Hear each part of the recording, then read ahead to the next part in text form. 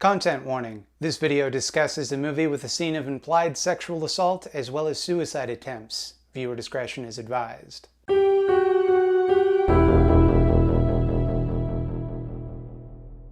Hello, scaredy cats, it's me, Scaredy Matt. Welcome to my Halloween spookabation!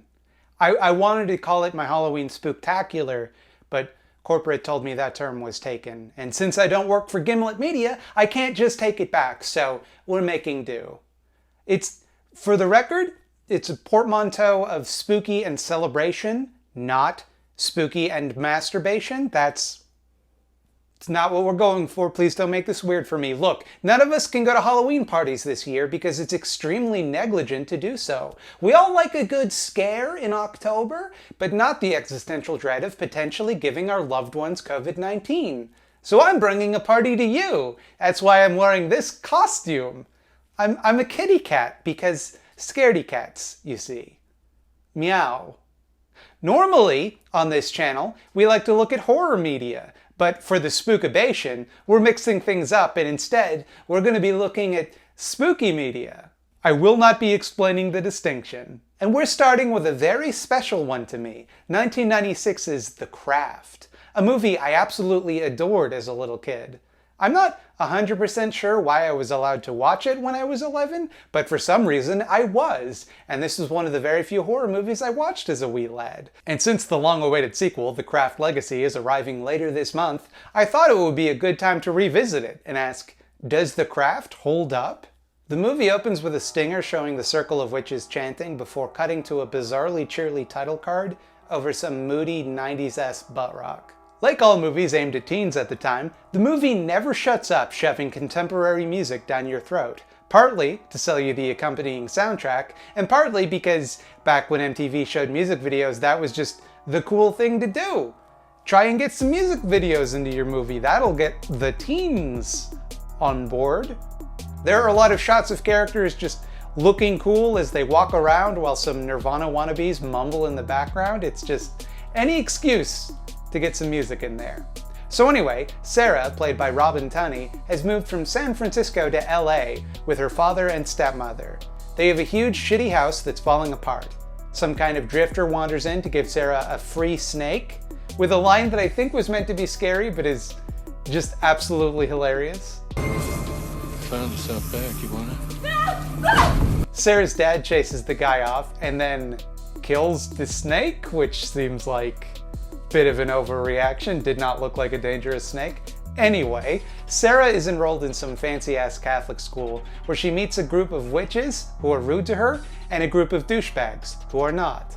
One of the witches, Bonnie, played by Neve Campbell, just before her breakout role in Scream, thinks Sarah could be the fourth member of their coven, as foretold in her Farmer's Almanac. The almanac says today will bring an arrival of something.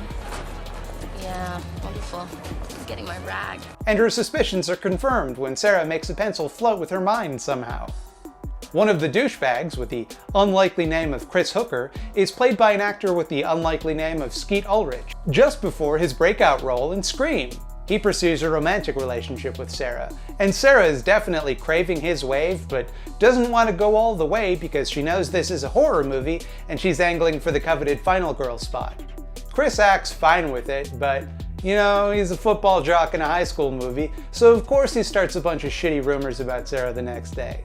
Nancy, the head witch, played by Fairuza Balk, relates to the situation because she too had some sort of sexual relationship with Chris that went badly in the end. She says he spreads disease and that she knows from experience, which I interpreted as Chris having given her an STI, but it's never brought up again, so I assume she was speaking figuratively. Anyway, the girls go for a night on the town, stealing stuff from a magic shop with a mysterious hidden room behind a curtain. And then wandering a busy street and being accosted by mentally ill people. You know, like teens like to do. Only, oh no, here comes the drifter with another snake, fresh snake for you, Sarah. The girls think quick and somehow magically make him get hit by a car. The magic in this movie is real and consistent. Usually you have to do a spell, but sometimes you can just concentrate and that makes stuff happen. Anyway, now they're friends and they do all sorts of magic shit, including make each other float and stuff. They have magic, it's fun to them. Each of the girls wants something different. Bonnie wants to be free of burn scars all along her body. Rochelle, played by Rachel True, wants revenge against a racist bully on her diving team. Sarah wants Chris to fall in love with her even though he was a total dick to her. Nancy just wants power, feeling powerless and out of control in her own life. And one by one, they get what they want. Rochelle's bully has her hair fall out in a genuinely horrific scene. Bonnie's scars miraculously heal. Chris becomes obsessed with Sarah, following her around and doing her bidding. But Nancy, nothing seems to be happening for her at first. That is, until she goes home to the trailer where she lives with her mother and abusive stepfather one night. He attempts to look under Nancy's robe, but when her mother intervenes, he tries to hit her. One thing he doesn't know when he did that though, is that the thing about Nancy is that she has magic powers, and she uses that to blow up the kitchen and give the guy a heart attack. Turns out, that guy also took out a big life insurance policy, and Nancy and her mother inherit $125,000 in 1996 money, enough to get a fancy new apartment in LA. Things seem to be on the up and up for Nancy, but she still seems unhappy for some reason.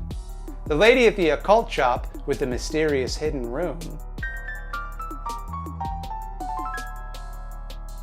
warns the girls that everything they're doing will come back to them 3 times, but they decide to go ahead and do a big dangerous spell anyway, allowing Nancy to invoke the spirit of Manon, who's like God and the devil put together, but also like an animist type of force. This makes Nancy a super witch, but also kills a bunch of sharks, and she is fucking pumped at these dead sharks. This is so sick. This is tight. Look at these dead sharks. This rules. Look at this. So beautiful. These are my gifts. I can feel you with me. Second act time. Bonnie becomes a narcissistic asshole because of losing her scars, which seems like a bad message to me, but what do I know? Rochelle finds her bully sobbing in the corner as her hair won't stop falling out and she looks like she's in genuine pain. Nancy loses her marbles and starts driving through red lights and just being real scary like all of the time. And Chris? Well, at first he's giving off some real himbo vibes and everything seems chill, but then he starts getting aggressive and possessive, and he tries to sexually assault Sarah. She tells the other girls what happened, and Nancy decides to get revenge by tricking Chris into having sex by using magic to look like Sarah. Feels like you could, I don't know, kick him. Would maybe work better as revenge. Anyway, it doesn't work because Sarah shows up, so Nancy uses the force to hurl Chris out of a window. Whoa, okay, that escalated quickly. So Sarah's like, wow, fuck this actually, and tries to cast a binding spell on Nancy to keep her from hurting people, and Nancy and the other witches do not like that.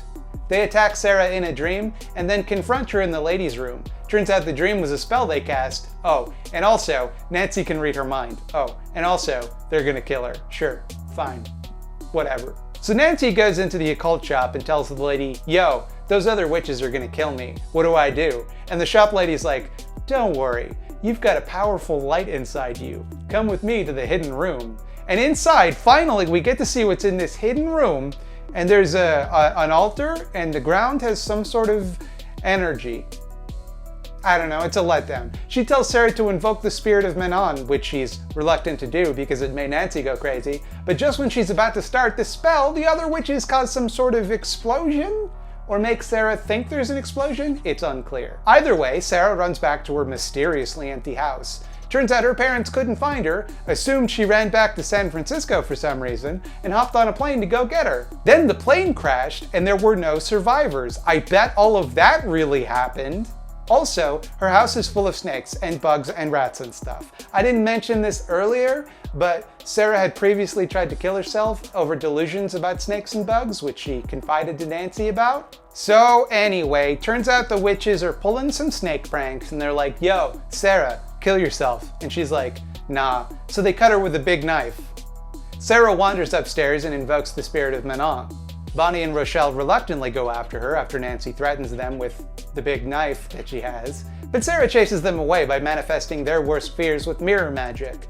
Bonnie's covered in burns, because that makes sense. She'd be afraid of that because she spent her whole life covered in burns that had a profound effect on her, and Rochelle loses her hair, which didn't seem to be Rochelle's thing. That's a thing that happened to her bully, but okay, they leave screaming.